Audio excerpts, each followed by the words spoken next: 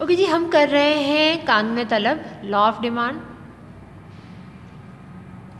हमने इसकी डेफिनेशन को डिस्कस किया, हमने इसकी लिमिटेशन को डिस्कस किया, हमने डिस्कस किया कि लॉ ऑफ डिमांड क्या है, किस तरीके से प्राइस में होने वाला चेंज क्वांटिटी डिमांड को चेंज करता है। और हमने ये डिस्कस किया कि लॉ ऑफ डिमांड में हम कंज्यूमर का अप्रोच या उसकी थिंकिंग देखते हैं कि ख़रीदने वाला कैसे रिएक्ट करता है जब प्राइस में चेंज आता है तब।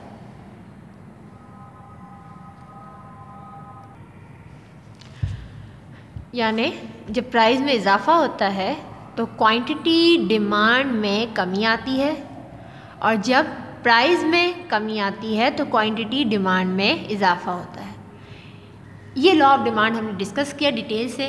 आइए अब हम इसको एक टेबल की सूरत में देखते हैं और उसके बाद इसका ग्राफ बनाते हैं। तो यहाँ मैं ले लेती हूँ प्राइस और दूसरा कॉलम में बना लेती हूँ क्वांटिटी डिमांड का। अब अकॉर्डिंग टू प्राइस और क्वांटिटी डिमांड, अब आप इस प्राइस को किसी भी चीज़ की प्राइस सपोज कर सकते हैं, फॉर एग्जांपल शुगर की, मिल्क की, या एनीथिंग, किसी भी चीज़ की प्राइस आप शुगर सपोज करें, आप मिल्क सपोज करें कि जब किसी भी चीज़ की प्राइस में इजाफा होगा क्वांटिटी डिमांड में कमी आएगी, क्वांटिटी डिमांड कम हो जाएगी। और अगर प्राइस कम होती है तो एक आम शख्स खरीदार उसे थोड़ा सा निस्बतन ज़्यादा खरीदेगा। सही। तो आइए हम इसको ग्राफिकली देखते हैं कि ये लॉ क्या कहता है। हम सपोज करते हैं कि कीमत है 10, तो हम क्वांटिटी डिमांड को यहाँ सपोज कर लेते हैं 500। ये अज्यूम नंबर है, हम सिर्फ इसको अज्यूम कर रहे हैं लिखने के लिए, समझने के लिए। अब होता क्या है कि हम इस सिचुएशन को लेके चलते हैं कि कीमत में इजाफा होता है, यानी कीमत हो जाती है 20। अब लॉ ऑफ डिमांड कहता है कि जब भी क्वांटिटी में इजाफा होगा जब प्राइस में इजाफा होगा, माफ़ कीजिएगा, कि जब प्राइस में इजाफा होगा तब तक क्वांटिटी डिमांड में कमी होगी। लिहाजा जब प्राइस 10 से 20 हुई तो क्वांटिटी डिमांड 500 से 400 हो जाएगी। प्राइस में मज़ीद इजाफा कर देते हैं, प्राइस हो गई 30, तो क्वांटिटी डिमांड मज़ीद कम हो जाएगी, 300 कर देते हैं। उसके बाद प्राइस में मज़ीद इजाफा अगर होता है, प्राइस 40 हो जाती है तो क्वांटिटी डिमांड हो जाएगी मज़ीद कम, 200।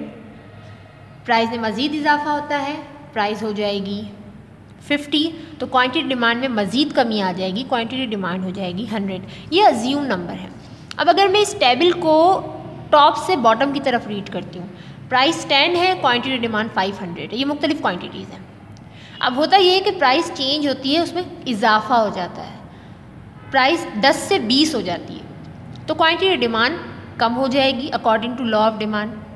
इसी तरीके से जब आप टॉप से बॉटम की तरफ रीड करते जाते हो तो आप देखते हैं कि जैसे जैसे प्राइस में इजाफा हो रहा है वैसे वैसे क्वांटिटी डिमांड में भी कमी आ रही है। यानी प्राइस 10 से 50 तक आई है तो क्वांटिटी डिमांड 500 से 100 तक आ गई है। आइए अब इस टेबल को बॉटम से टॉप की जानिब रीड करते हैं। सपोज़ कीजिए कि पहली जो हमारे पास कॉम्बिनेशन है वो है प्राइस 50 और क्वांटिटी डिमांड 100। अब 50 के बाद प्राइस चेंज होती है, प्राइस में कमी आ जाती है, प्राइस 40 हो जाती है तो क्वांटिटी डिमांड में इजाफा हो गया। उसी तरीके से जब प्राइस 50 से 10 हो जाएगी तो क्वांटिटी डिमांड 100 से 500 तक जाती है। तो यहाँ हमारे दोनों सिचुएशन प्रेजेंट हुई।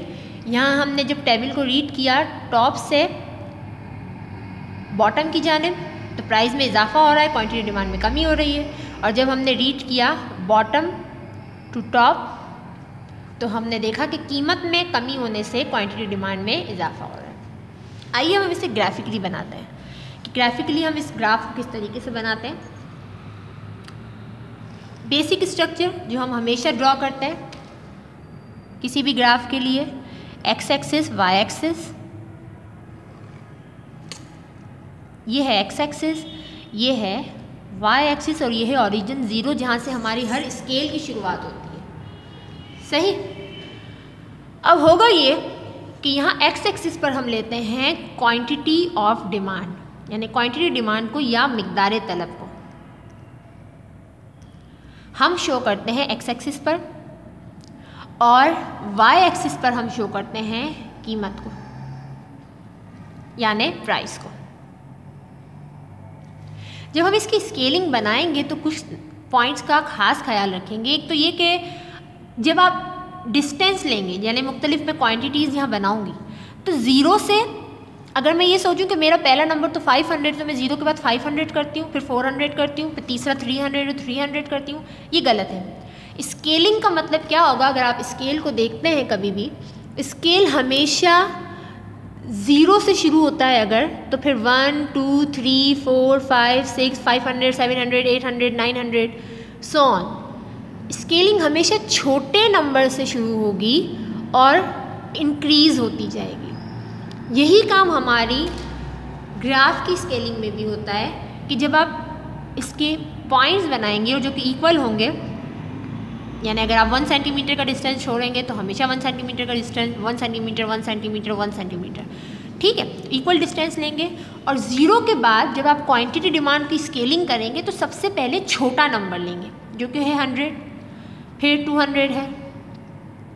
मैं कभी भी 100 ज़ीरो के बाद 500 नहीं लूँगी, क्योंकि स्केलिंग कहती है ज़ीरो से शुरू होगी गिनती और मैक्सिमम की तरफ जाएगी। तो 100 200 300 400 500 600 अगर मुझे ज़रूरत है मैं इसकी लिख सकती हूँ, नहीं यूज़ करना उससे कोई फ़र्क नहीं पड़ता। इसके बाद मैं यहाँ स्केलिंग करती हूँ क्वांटिटी डिमांड की। अब हमारे पास फ़ायदा ये होता है रजिस्टर में कि लाइनिंग्स होती है, नहीं भी होती तो आप इक्वल डिस्टेंस छोड़ें।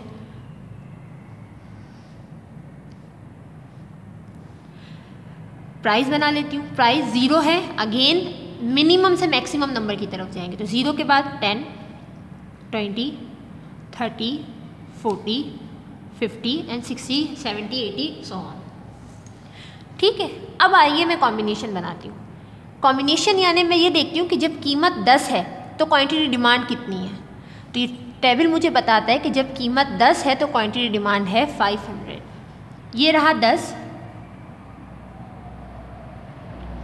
और जहाँ क्वांटिटी डिमांड 500 होगी मैं वहाँ रुकूंगी, और ये है ऑलमोस्ट यहाँ पर।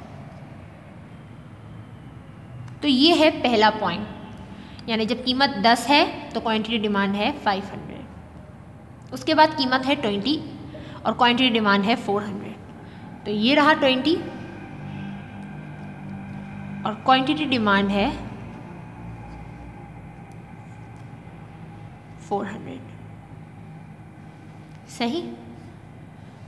30 क्वांटिटी डिमांड है 300।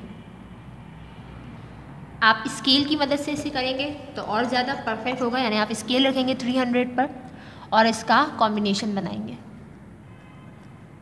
जो कि है यहाँ पर, यानी 30 जब मेरे पास प्राइस है, ये रही 30, तो क्वांटिटी डिमांड है 300। बिल्कुल ऐसे ही जब 40 है क्वांटिटी प्राइस, तो क्वांटिटी डिमांड है 200।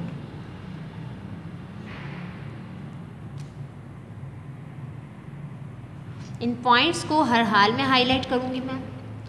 इसके बाद जब क्वांटिटी डिमांड है 100 तो कीमत है 50, तो ये रहा 50 का और 100 का कॉम्बिनेशन।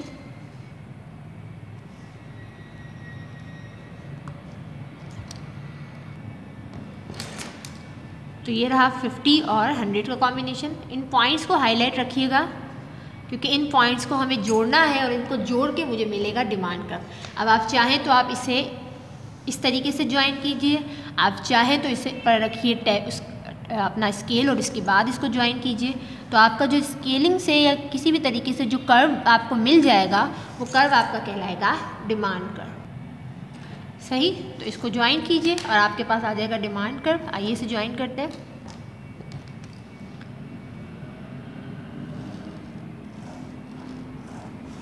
जब आपने इसे ज्वाइन किया, यानी इन पॉइंट्स को, जिसे आप ABC का नाम भी दे दीजिए या कोई भी नाम दे सकते हैं या नहीं भी दे सकते हैं, जब आपने इन पॉइंट्स को ज्वाइन किया तो आपको जो कर्व मिल गया वो कहलाता है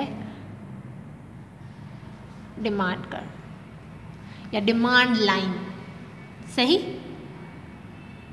और ये लाइन ये बताती है, जो कि डाउनवर्ड स्लोपिंग है, कि जब आप 50 प्राइस पर हैं तो क्वांटिटी डिमांड 100 है, प्राइस कम हुई, क्वांटिटी डिमांड में इजाफा हुआ।